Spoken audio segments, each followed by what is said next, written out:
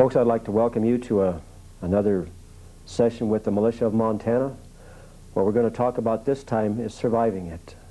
We've taken you through Enemies Foreign and Domestic Part 1, The Problem. Now that we know how serious it is, and by the way, if you haven't watched it, we suggest that you get a hold of a copy and have a look at how serious things are in our nation. What we mean by surviving it is if you can't eat it, wear it, or shoot it, do you really need it? What good are your guns and bullets if your stomach is empty and your feet are bloody or frozen? What good does it do to have all the preparedness on earth if you haven't put away food or water to sustain life?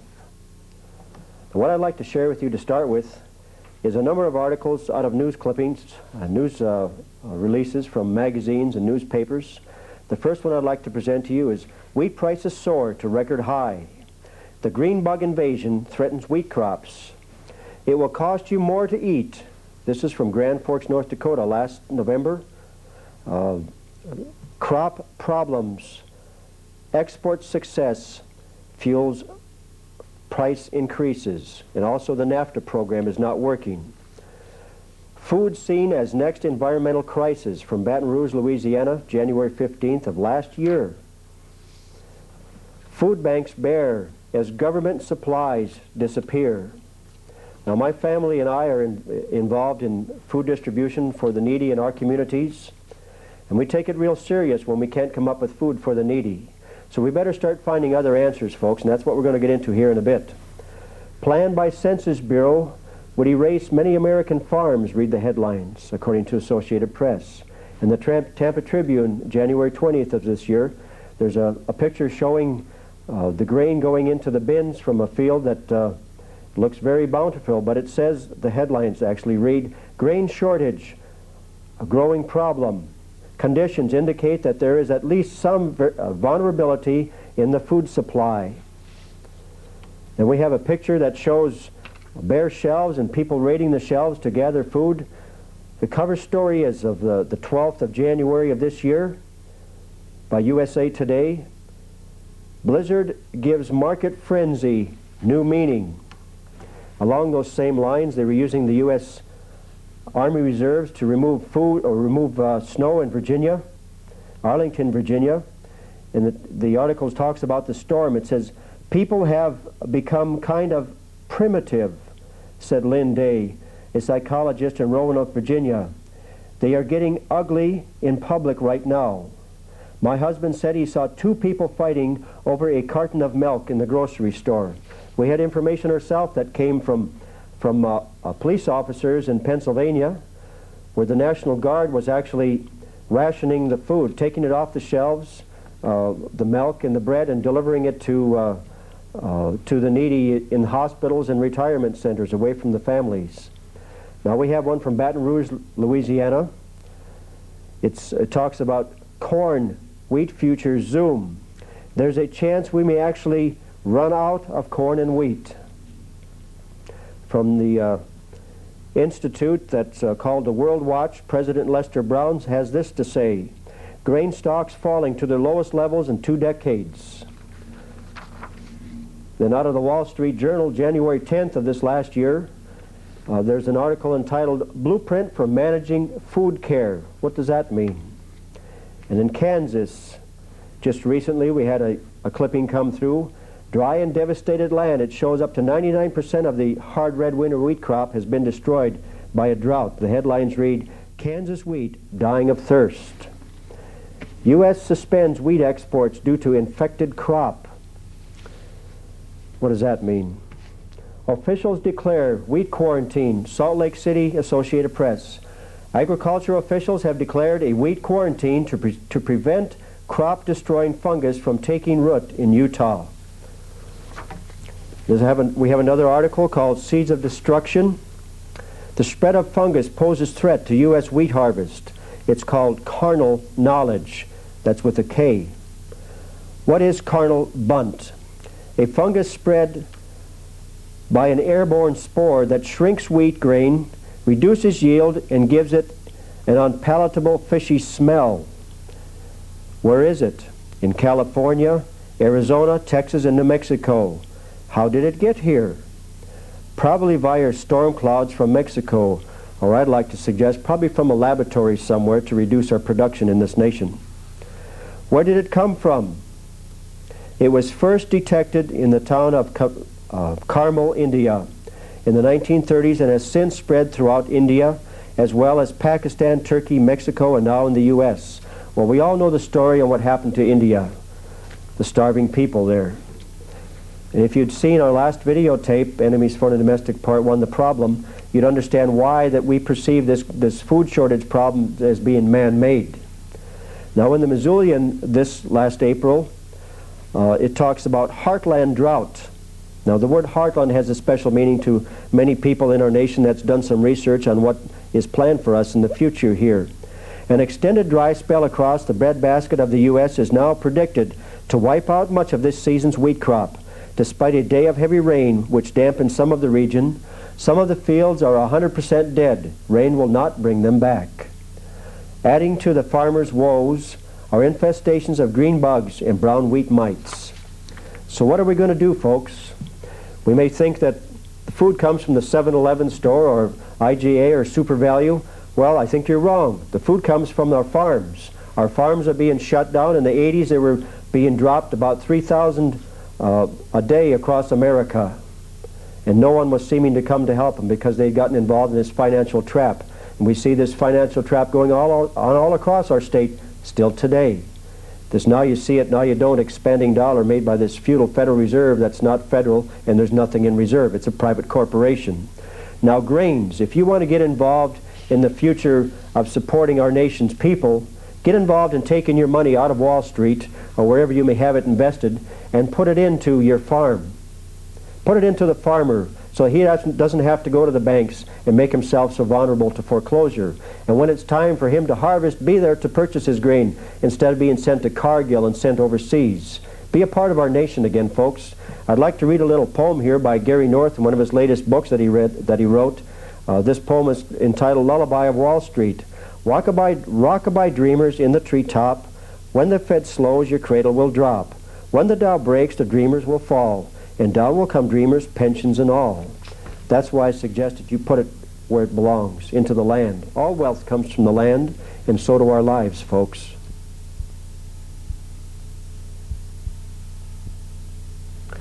Now, folks, before we get into gardening and procurement of food in the gardens that we grow, in the event we don't have the opportunity to do that, be it caused by something natural or just don't have the availability, let's talk about gathering food from the wild. We've got many training videos and books. We even have a deck of cards here that would show you how to gather food in the wild. This particular one is just plain old pine. It tells you what you can eat from it, how it'll benefit you. Here, the other one I want to talk about is just plain old yarrow. If you want to know what the ace of spades is, if you're going to cheat and play cards with your neighbor with these cards, which is a plain deck of cards that has all the instructions of how to use yarrow on the one side, and it has the picture of the plant itself on the other side. If you want to know what your opponent is holding, learn what the cards are by what's on the back side of them here. So it's kind of a way of cheating, but it forces you to learn these cards so you can learn yourself what's in your neighborhood and how you can utilize it when you can't grow a garden or can't harvest what's in your garden. Now I want to get into gardening itself.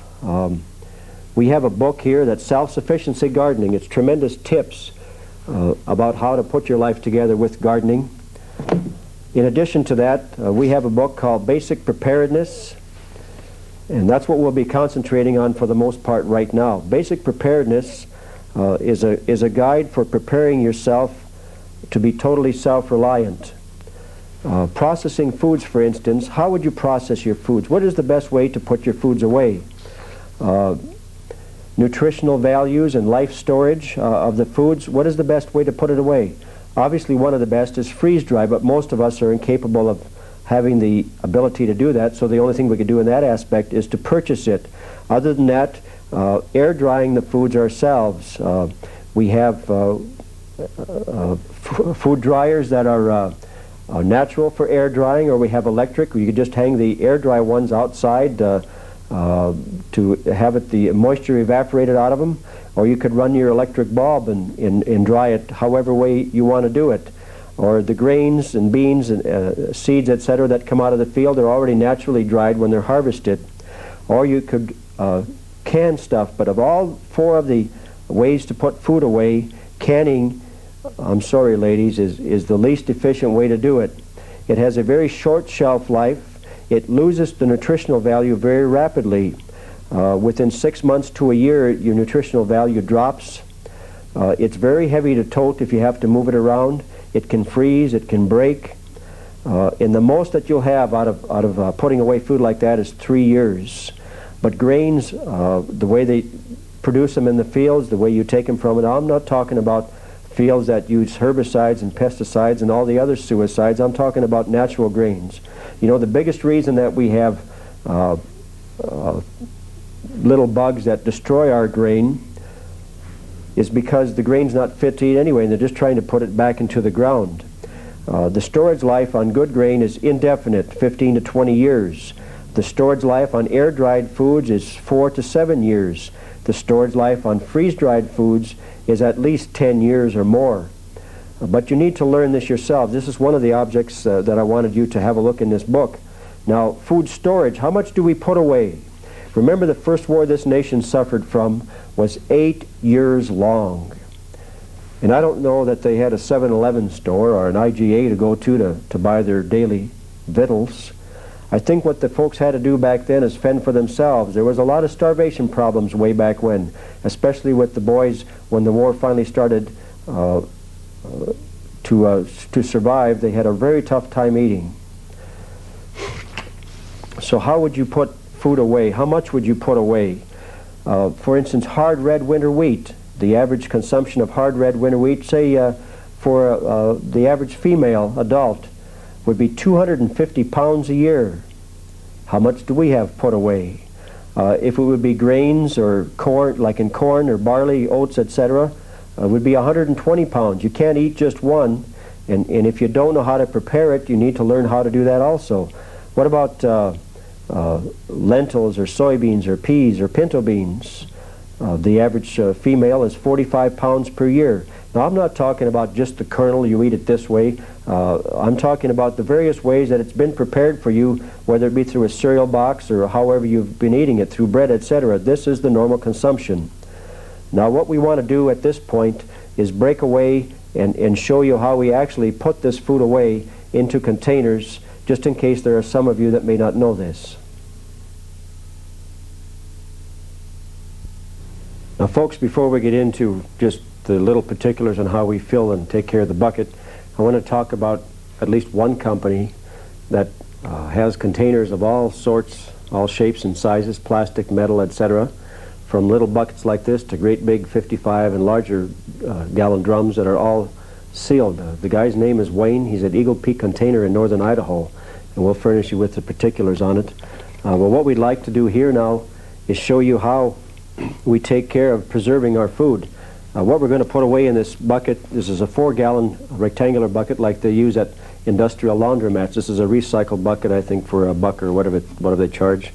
We use bay leaves in a sandwich bag, 3-4 bay leaves in a bag, and then we poke holes in the bags. And the reason that we do this is to prevent weevils from getting in to our grains and foods that we preserve.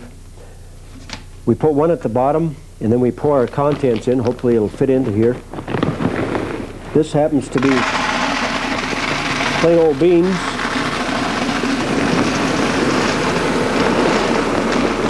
We try to get it as full as we can so that if it ends up in an area where equipment is running over the top of it, it won't smash it, so that it'll be self-supporting.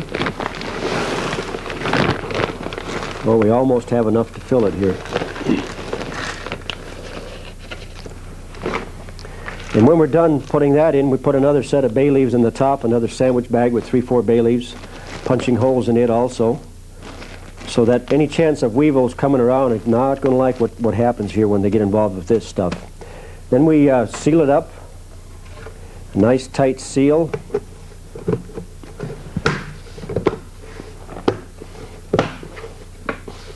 and we leave the handles off. After we've put it in a hole, now the holes that we dig are very shallow, and we try to put them in areas where there's a lot of flat rock.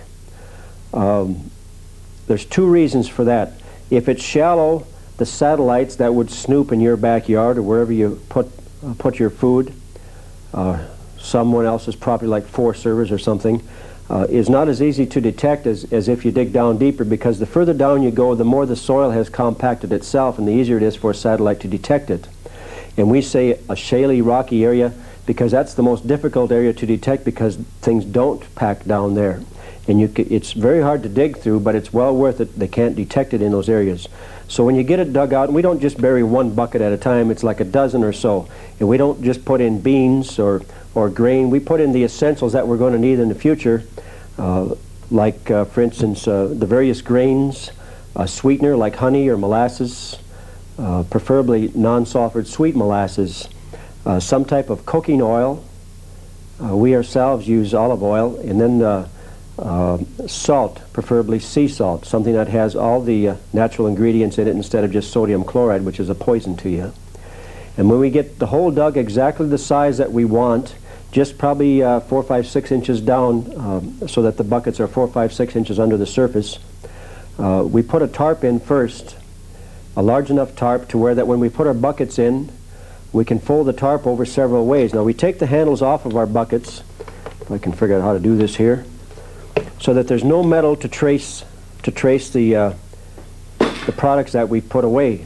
And then we take the tarps and we fold it up 4 different ways so that there's no chance of moisture coming back in here. And after we've accomplished that, what we do, just say it's 4 ways now over all of our buckets. After we do that, we put some rope on top, and I'll get to that in a second. We just spread the rope out so it's not all linked together like this. And after we're done with that, spreading out over the top, we take another tarp or so. Now this particular tarp here came from a lumber yard. It was gotten free of charge. It's about 9 by 20 feet for nothing. That's the best price there is to pay for a tarp, I'd say, or anything else. And it's white on one side, it's dark in color on the other side, so if you're in a winter surrounding and you need a shelter, which is what all this here stuff is all about, not only to protect your food, but a shelter. So when you come to your area, bearing in mind that it could be that your environment is the worst enemy at the time, you take this rope and you run it from tree to tree, and you throw your tarp over it, and you automatically have yourself a shelter. So what you must do is try to find an area that's not going to be exposed to standing water, that may be a little raised from the other areas, and if you have extra dirt in the area, or rock or whatever it is in the area, when you're done doing your little deed there and you want to camouflage it very nicely with things to put over it, you don't leave this dirt standing around in a pile right next to where you've worked, of course. You take it away, or you just make an extra little radius out of it so it shreds water away better than ever, so that nothing's standing around your goods here. But please don't put metal where you put your food. In whatever metal you're talking about, just get it out of there. And then after you've buried it and you have to use it, how do you use it? That's where we come up with a book called Cooking with Home Storage. It gives you tremendous ideas of how to use what you've put away. Many people can put stuff away, but they're probably going to starve to death wondering what they're going to do about it now that they have to use it. So we have to figure out what to do beyond these points to survive. It's whatsoever you think, I guess, is what you're going to be or what you're going to do. But you have to have thought it through. You have to have applied your heads to your hands to survive what's coming, folks.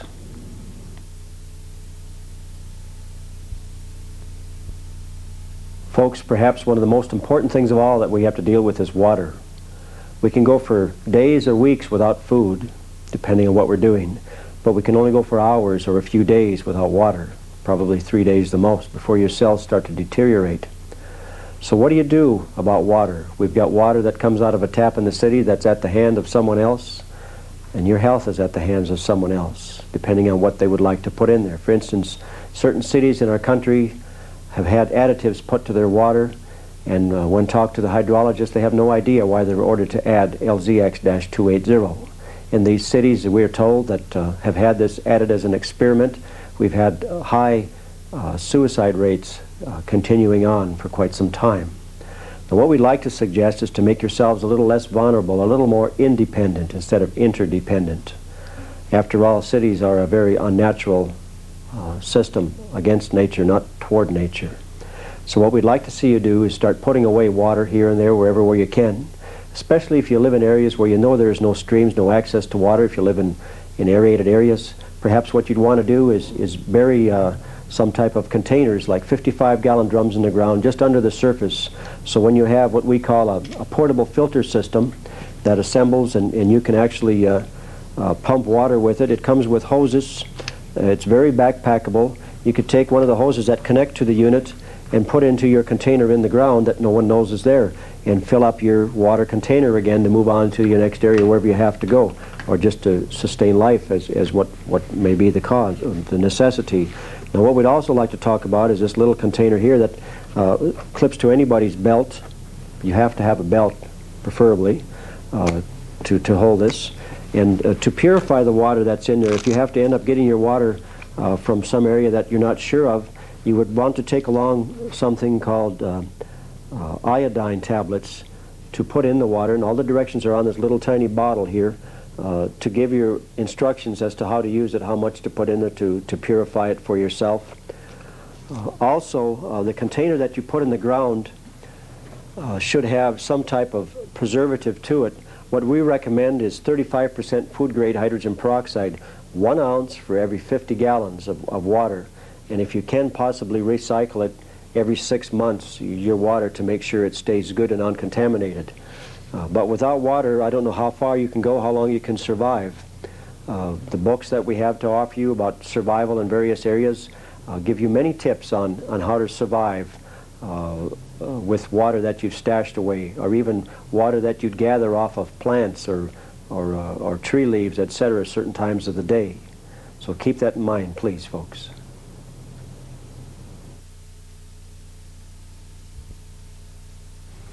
Folks, if you remember the statement that we made when we first started this little project, was if you can't eat it, wear it, or shoot it, do you really need it? What good are your guns and bullets if your stomach is empty and your feet are bloody or frozen? What we need to talk about now is surviving the elements. There's a book that we have. It's made by the military. It's about cold weather survival. It's one of the many different books that we have and tapes that we have on survival. Some of the tapes that we have are actually produced by people that live it every day of their lives in the wilds, and they've produced from what they've learned the hard way.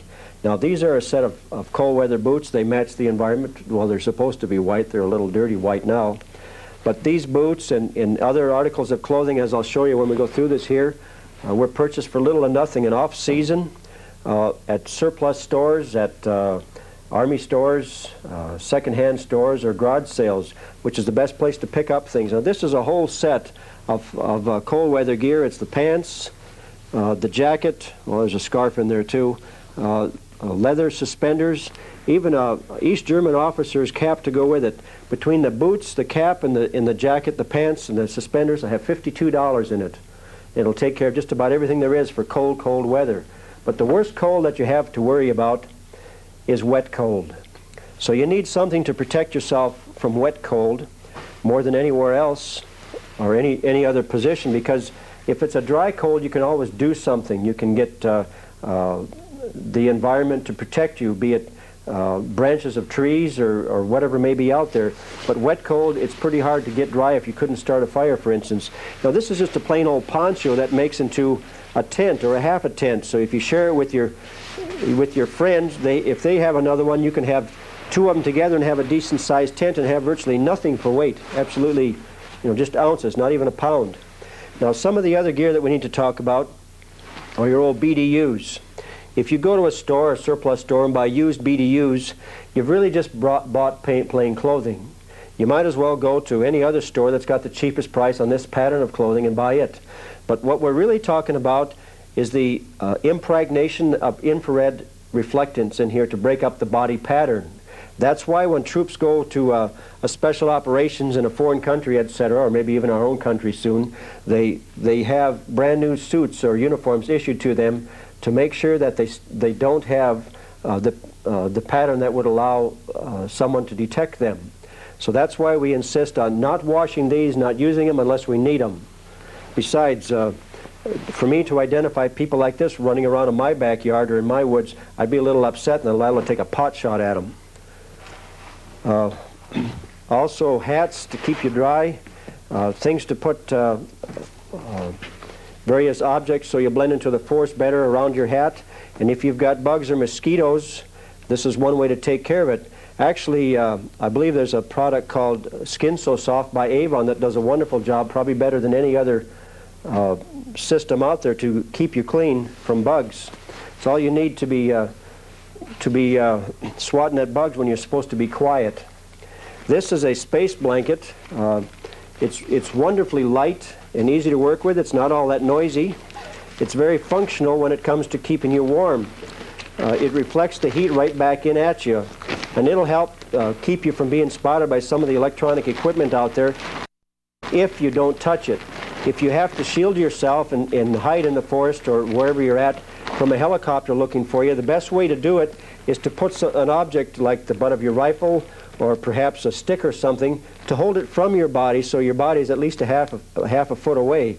Because if your fingers are touching it, they will see the infrared from your fingers through this and detect what's under it. Now, as far as sleeping bags go, there's all different types. This particular sleeping bag packs into this little bag right here. It's a huge bag. It keeps you warm to about 40, 50 below. And it'll float down the creek with you in it. I suggest not doing that because you'll take on water around the neck here. But it's a waterproof proof unit. It's very comfortable. It's not very cheap. I forget even what they cost now, but that type of material is extremely important to have around you. Now this is a U.S. military extreme cold bag. It weighs about 8 pounds. It's plenty heavy to carry, which is about what the other one weighed that I showed you. This one is not waterproof, but it rolls out to about the same configuration as the other one. It's not quite as much room, and it doesn't cost quite as much. Military surplus. They've done a pretty good job on these bags. They call it the extreme cold mummy bag. And they make them from this size all the way down to the 30, 40 above bags, which is just nothing but bare cover for you. So what do you do with your clothing when it's time to put it away? Get it out of your place. You need something to put it into. What we've done is put all kinds of clothing, be it fall weather gear or cami clothing or sleeping equipment, or just plain going to surplus stores and picking up surplus boots or hats or gloves or fall weather gear or just clothes, big, little, infant, whatever it might be, and putting into 55-gallon sealable drums. We do not put mothballs in with our clothing because we believe that it's a scent that can be detected. It's an unnatural scent for the forest. If you want to keep bugs away from your clothing, put them in there clean in the first place and put pine boughs or something in there with it. It does a wonderful job of disguising or taking away the scent for you so you can travel through the forest just fine or wherever you may have to go. But these drums, it's very important to put them away in a good, secure, shielded area that's airtight, watertight, and get them away from your homes also. There's going to be a lot of people coming that are going to need your help, and you're going to have to be prepared, at least to some extent, to helping these folks out. So whatever you can do to put clothing away, please do it. It doesn't cost much if you buy a pair of shoes for a quarter or 50 cents at a garage sale, or a coat for a child for 2 bits or $1 or whatever it might be. You're not going to miss it that much, but they're sure going to miss it if they're starting to freeze to death out there, and you'll wish you'd done it sooner, folks. Get prepared.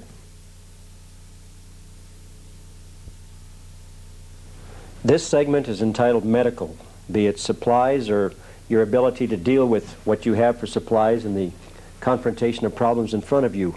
We have a series of 5 videotapes that was produced and condensed down from probably 20 hours of a session that we had in Montana.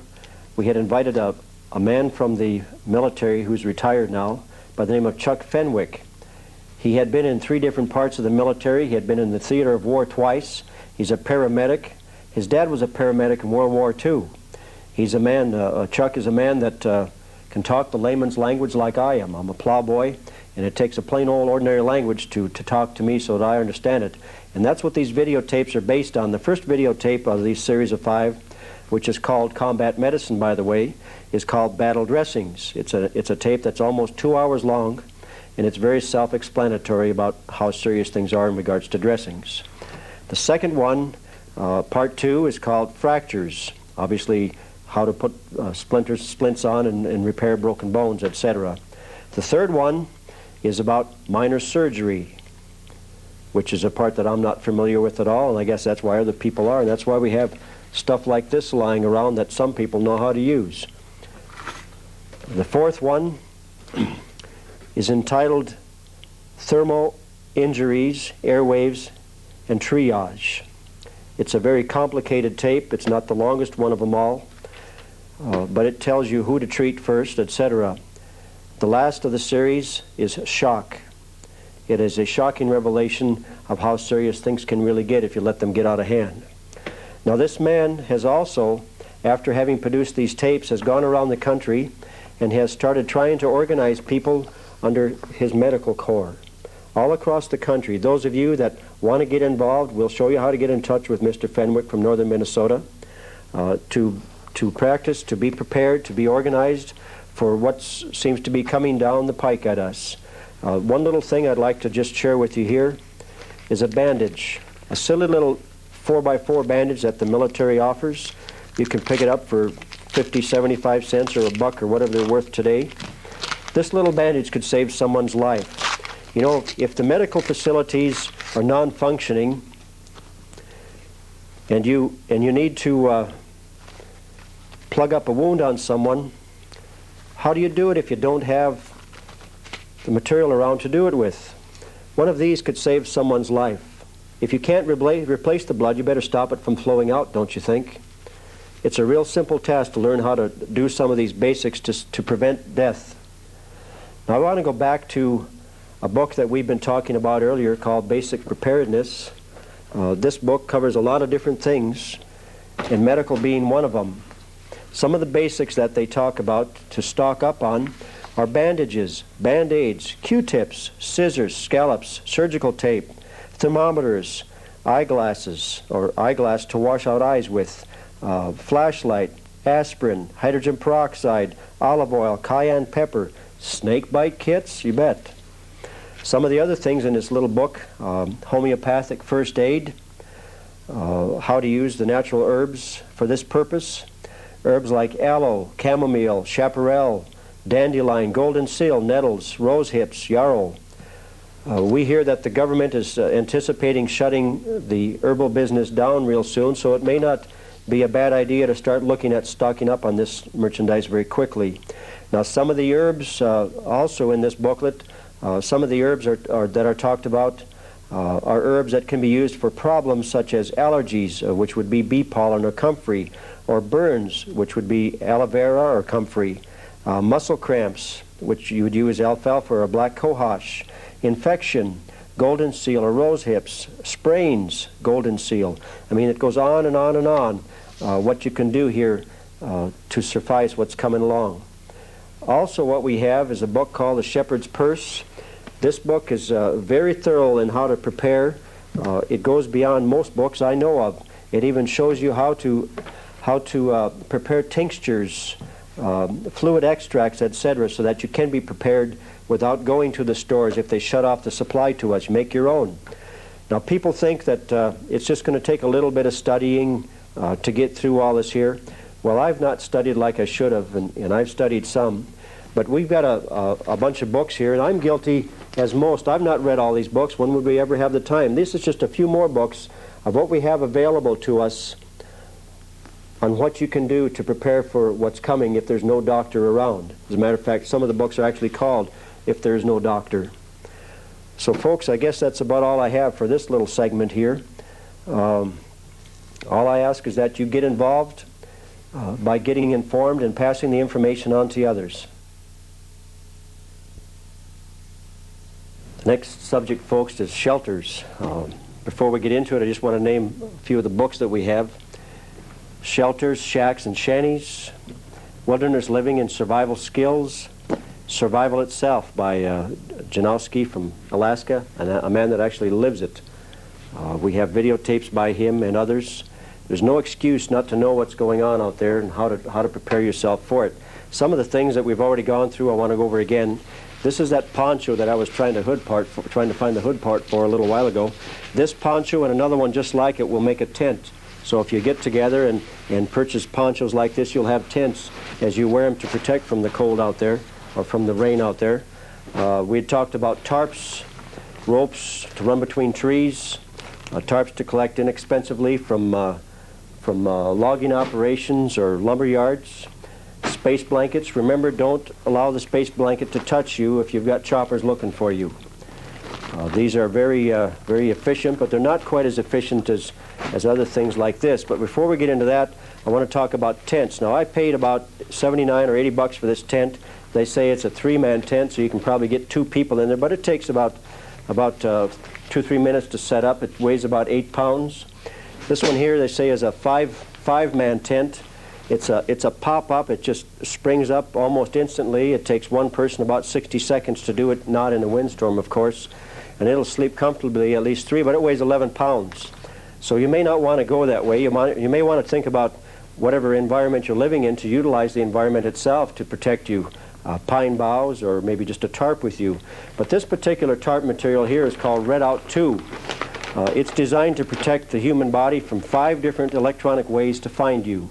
It's also usable to protect your gear, your equipment if you bury it, or if you're toting it along in your vehicle or hiding it in your house, because the electronics, including satellites, cannot see through this.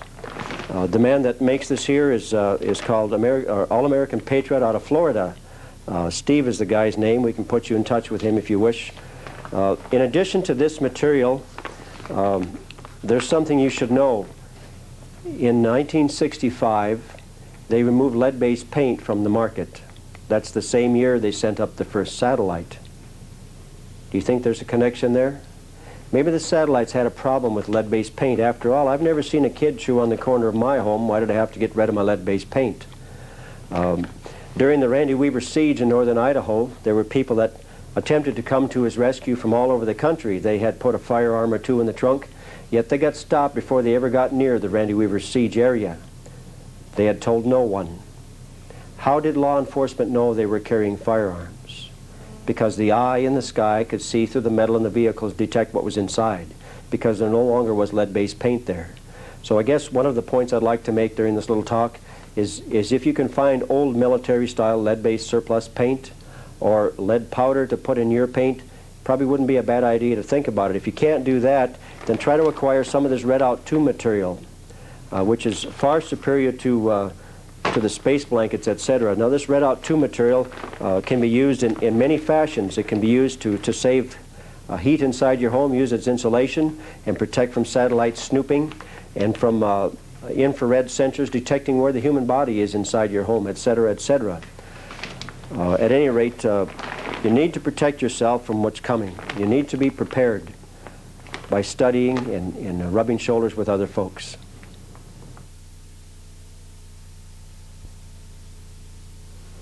This segment is entitled Energy, Travel, and Communications.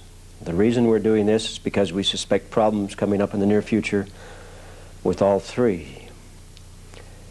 For about 10 years, I produced my own energy from wind. When I moved to the part of Montana that I live in now, I ran out of wind. But during that 10 years, I had less power problems. I had power more often than my neighbors who were hooked to the power grid. I produced from wind, from drain oil, and from diesel fuel. I was almost never without power. Today, we may be having to look at that again. With the controls on energy, we have fuel rising for no apparent reason. We have all sorts of controls put on us. The whole object of we the people should be to be independent, not interdependent. Excuse me. The fuels that we have are very curious. Gasoline, for instance, has a shelf life of only 8 months. The normal additives that you would put into them seem to do nothing. Although we've experimented with someone that produces an additive, we'll just call the additive PAT. It does work. It's about $2.50 for a 2-ounce treatment that does about 8 to 10 gallons of gasoline. And it lasts indefinitely with the fuels that are available today, which are the short shelf life. We also hear excuse me, that there are shorter shelf life fuels in the process of coming along right now. Now, the military used to run on diesel fuel. Now, I know many of us don't feel very comfortable about the dirty ping-and clanging banging overweight, underpowered, stinking diesel engines, but they have their purpose. They require no electricity to run. It's total compression that ignites the fuel. So we may want to reconsider there some of the options. The systems that the military used to run on was JP4 and JP5 in their fighters and choppers. JP5 was the heavy aircraft, and diesel fuel was that of the diesels in their tanks. However, we hear that through various sources that it's all switched to JP8, which makes it very difficult for us to use that particular fuel in any type of engine that we the people have. So we'll have to analyze very carefully. If anyone has information on this, please contact us and we'll put it out to the American public. In regards to communications, we have problems with radio systems that we're looking at here in the future because of the HAARP program in Alaska, H-A-A-R-P. Here, going in and out. Hey, see what I mean there? We've got radios at work. Our radio systems need to be functional, need to be chargeable from whatever source we have around. Now, this particular radio, you can charge it from the wall, or you can charge it from your automobile or somebody else's car that's just sitting there. It takes about 2.5 hours to charge this battery, and the battery lasts about 100 hours if it's not scanning. But in the scanning mode, it's about 24 hours. It takes 2.5 to charge from a vehicle that's running, or a vehicle that's sitting, it takes about 8 to trickle charge. Other batteries that are used are CB sideband shortwave combination radios with high amp boosters. Excuse me. But what's going to happen when the systems that they have available shut us down? What will we go to then for communications? Will we go to the fire siren, the school bell, the smoke signal, or hardwire phones? We're going to have to figure this out, folks, long before it hits us, which may not be too much longer. We have to figure out means of communications. People that are on foot and have no communications really are not much of a threat to an imposing force. So we'll have to overcome those things. Another thing that we need to talk about, if it's just so slightly here, would be something called a spark gap generator. Now, I'm told that the military forces have experimented with certain things. The younger fellows that were going through this militia exercise were to do the military's role. They had been trained on the high-tech equipment, and the older folks that were in the military were to act out the role of the militia. Well, the older folks, unbeknown to the young guys, had produced a spark gap generator. Excuse me.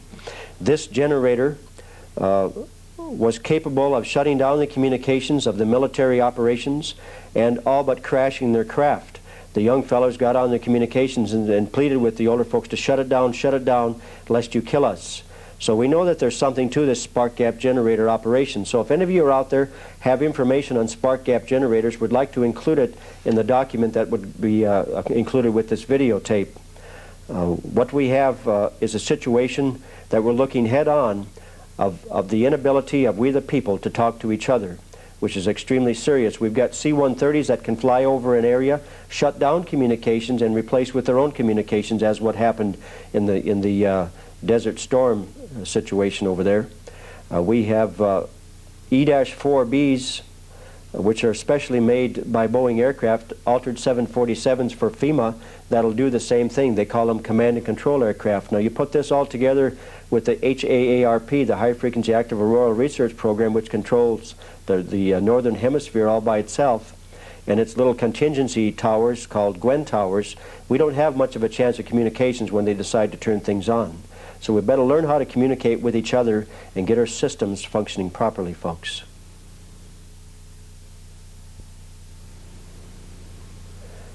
Tools and other related items.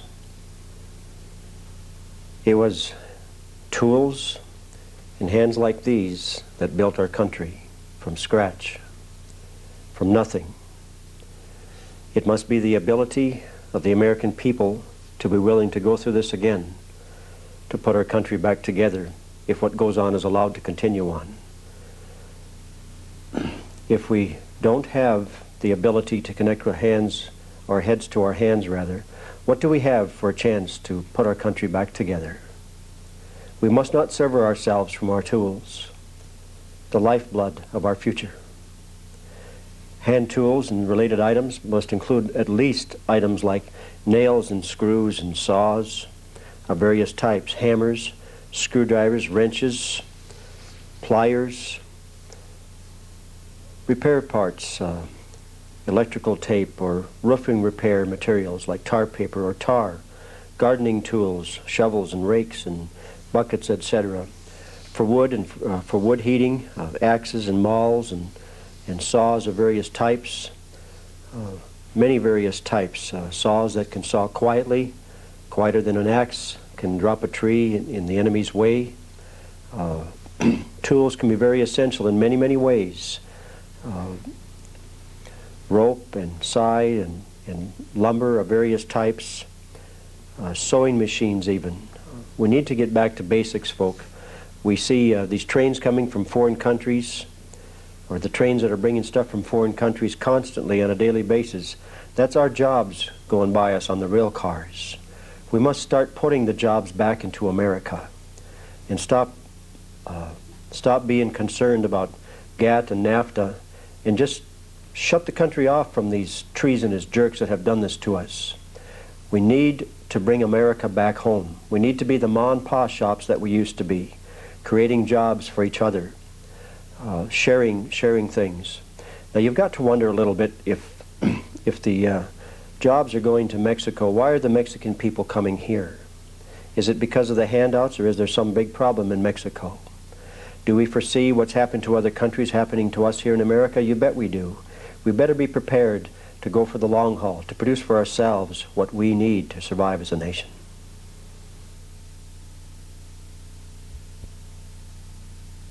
Folks, this segment is called Weapons and Equipment. The first part we want to talk about is ancient tools from the past, like a blowgun, which tribes from various countries used to use. This is the modern man's version of it. It's very effective. It comes in many sizes and shapes. The next one we want to talk about is a crossbow, a hand crossbow, a very effective little tool, very compact. And of course this comes in various shapes and sizes also. And what we call a wrist rocket, this little rocket here, if used properly, will send a steel ball or a small marble up to 500-600 feet per second. And you can get very efficient with this if you practice. But what we're going to home into is, well, let me talk about the earpiece here first. Before you start doing any weapons practice, you should always protect your ears, because you're going to need your ears to very keenly listen to things that go on around you. But what I want to talk about now, for those that are just getting into firearms or newcomers to it, should start out with small weapons so you don't end up getting gun shy. You should learn on the smaller units and progress through them. This is a 22 caliber, 22 long rifle. It's very efficient, up to 150, maybe 200 yards.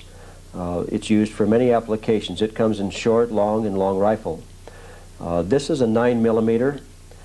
It has become very popular among a lot of people, although a lot of people in law enforcement are beginning to realize it has a lot of penetration power, but it does not have stopping power like the old 45 caliber has been so popular with. Now, this one's been around since the early 1900s. It's been popular in military applications. It's in part been replaced by the 10mm. But people in the forests where they have a lot of wild game that may be predatorial toward them have gone to the 44 caliber, which is a very heavy handgun. It's almost like a rifle and a handgun. As a matter of fact, they do have 44 caliber rifles chambered also. But what we suggest, rather than going with any of this, particularly this in the forest, you can take the heart out of a grizzly bear with one of these, and he'll still go 45 seconds. A grizzly bear that's angered or enraged on adrenaline can do a lot of damage in 45 seconds, can take your head and your limbs off. What we suggest that you go to, and now this is just probably a small version to some of you, this is pepper spray. This will stop a bear in its tracks. Now, I'm not necessarily talking about this size, but it's, smaller sizes of it. Will stop a grizzly bear in its tracks, and it'll never want to attack you again. I guarantee you The smaller versions go down to like a 4-ounce of pepper spray. That'll still do the job, but the gentleman's pen here, and don't be confusing this with binoc or it'll be knocking you down. This is also pepper spray that you can put in your pocket and wear like a regular marker. But let's get into the rifle sizes here a little bit. This is a 223. It's shot in the M16 that the military has carried. It's shot in the AR-15, the civilian version of the M16, the Mini 14s, etc. It is a quick bullet, and it is fairly long range, but it is a very light bullet and does not have much for knockdown power. This here one is a 308 caliber. It's used in M60s, etc. It was used in the M14 during the Vietnam era, where they switched from this to this unit right here. When the troops woke up one morning, they found themselves with a little rifle alongside them instead of their M14 308. They found the 223, and on the side of the plastic of the stock it said made by Mattel, so it was a little hard on their spirits there. The next one I'd like to talk about is a 300 H&H. Now there are many versions in between all this, but this is basically some of the most popular stuff in the mountains, at least around here. This is a 30 caliber like this is, but this is 147 grain. This is a 223 caliber. This is only 55 grain. This knockdown power on this particular one is 400 pounds at 300 yards. This is 1,440 pounds at 300 yards, so I'd much rather use something like this. This is obviously a whole lot more. This is more for hunting or whatever, the silver tip. It's a 200 grain instead of 147, 300 H&H. But now if you want to get into the real reach out and touch situation, I suggest something more like this. This is a 50 caliber BMG. They say the range on this is about as far as the eye can see. We've heard many stories where people have been hunting with tools like this, etc., and have been had a bead drawn on a critter out in the flats in eastern Montana, and the critter all of a sudden just collapsed in front of them. They couldn't figure out why. They didn't realize sitting a mile behind them was, or half a mile behind them, was someone playing with a tool like this. But what I'd like to get into now is a bit of I'll talk about, for instance, the sniping aspect. If you're going to be going through the woods, toting equipment, etc., you need to protect your eyes also. And if your hands are full, you can't be putting your arms up, etc., trying to protect your eyes. So this is probably one of the better ways. It's very light, it collapses very easily, fits in your pocket, to protect your eyes. And once you don't need it, you put it back away in your pocket again. But the sniping aspect, in our little county, we've got stickers and had hats that say, "My county is protected by 5,000 snipers." That's only to say that that's how many hunters are in our county, because every decent hunter is a very good sniper, and they're very, the enemy coming to an area that has a lot of well-trained hunters should be concerned, because it is a viable threat. So with all the equipment that they've had to locate us, and we'll get into that later here, is why we are involved in trying to help people prepare to survive what's coming. Now, a sniper, say that you've sighted your firearm in at 300 yards, and you've got your target out there, and at 300 yards you're right dead on the target, but you come in closer to 100 yards and 200 yards, and you end up shooting way above the target without changing your sights at all. And you back on out to say 400 yards, and you're probably 12, 15 inches below the target. What you would do to know exactly where you're at is take the target home with you and put it on your bedroom wall upside down, so you can understand what the elevation has to be to hold your sights to end up right on target acquisition. There's many more things in regards to sniping, and this whole concept of the tape that we're building is to make you aware of the areas you may be weak in and to point you in the right direction to gather information. That's why we have the information available to you, including the video footage by Janowski, which is a professional sniper, very well trained, and we suggest if you want to get further into that you inquire on his information or those like him.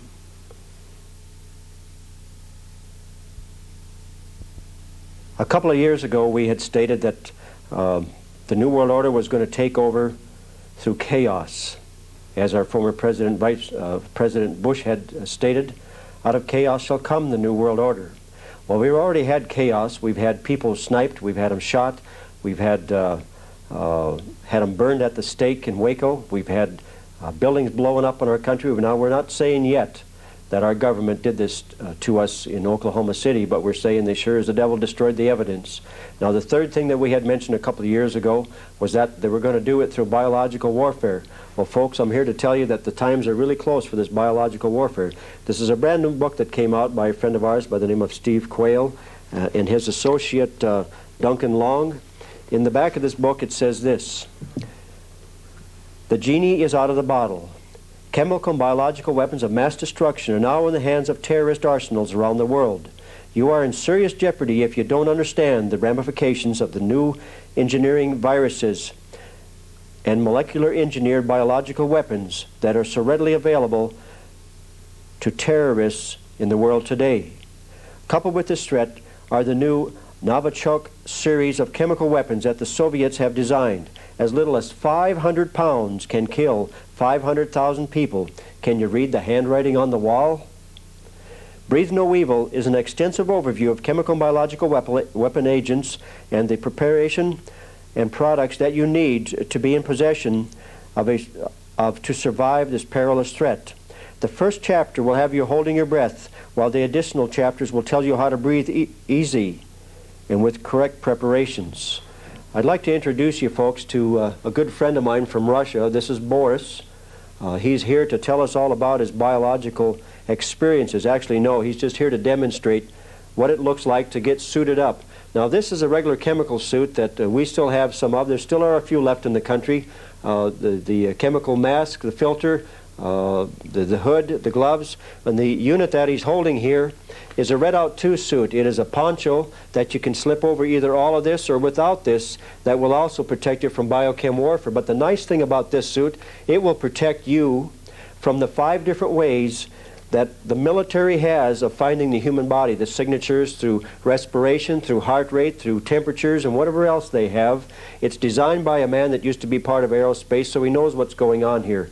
This is the man that owns the Patriot, or All-American Patriot operation. It's called Redout 2, so if you want to find out more, just contact us about this.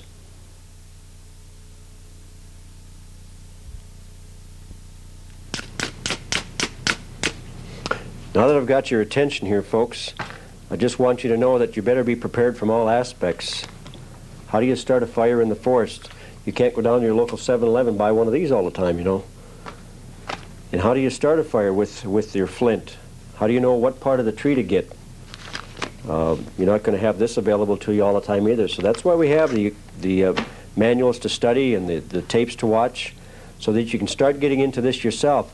Otherwise, you're going to be drinking mighty cold water from your little canteen here, and you're not going to be doing much cooking with your stainless steel equipment that you get from your local military surplus store.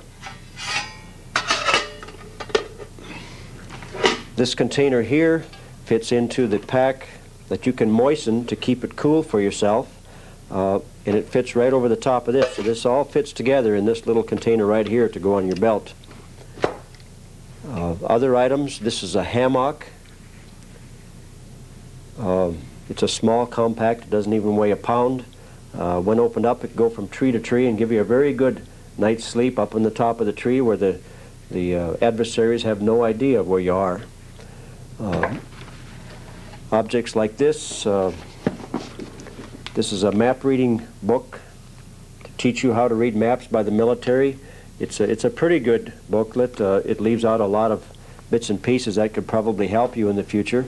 Now, there's a man that used to teach that is a military man that put this whole kit together. His name is Bob. He did an excellent job. It comes with the video, all the orienteering stuff that you need to learn and to actually do the physical things with what's in here. It's a very good method of learning. And we've got bits and pieces.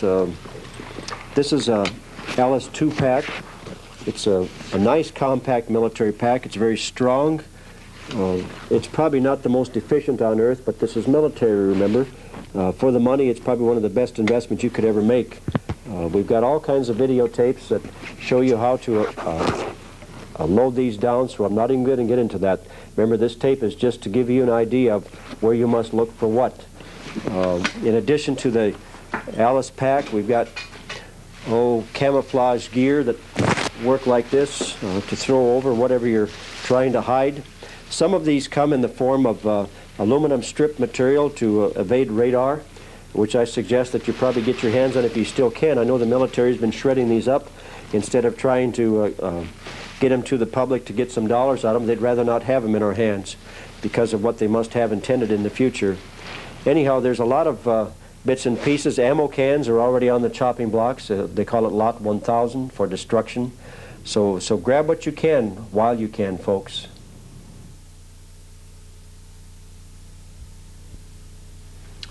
In conclusion, folks, let me add a couple of things here. From the book, The Art of War. War is like fire. Sooner or later, it will burn itself out, unquote. So if you do not have the equipment or the manpower to fight the fire, what do? You get out of the way. Once you realize what's going on in our country, there's a lot of things you must do before fire breaks out. Educate, educate, educate, from the top down. Knowledge, training, and preparedness never guarantees success, but the lack of it guarantees failure. Only failure can be obtained without effort. Now, this is the book that I just quoted from a minute ago. It's called The Art of War. It's, I guess we consider our second little black book. It's extremely powerful with some wonderful information in it. This is what the book is really all about. The paradox of the art of war is in its opposition to war. And as the art of war wars against war, it does so by its own principles. It infiltrates the enemy's lines, uncovers the enemy's secrets, and changes the hearts of the enemy's troops. The Militia of Montana has prepared a booklet. It's called Information and Networking Manual. I'd like to go into it a little bit to show you what it's really about. The section that talks about the networking and the cell structure itself talks about 7-man cells. Now, we're not holding you to a 7-man cell structure. This is just what we suggest, what we're using. The cell structure starts out with a person, the initial cell, and builds up to 7.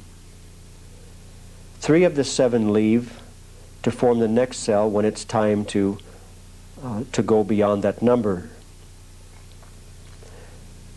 The first cell builds up to the number 7 again, but the original people that put the cell together always stay with that cell.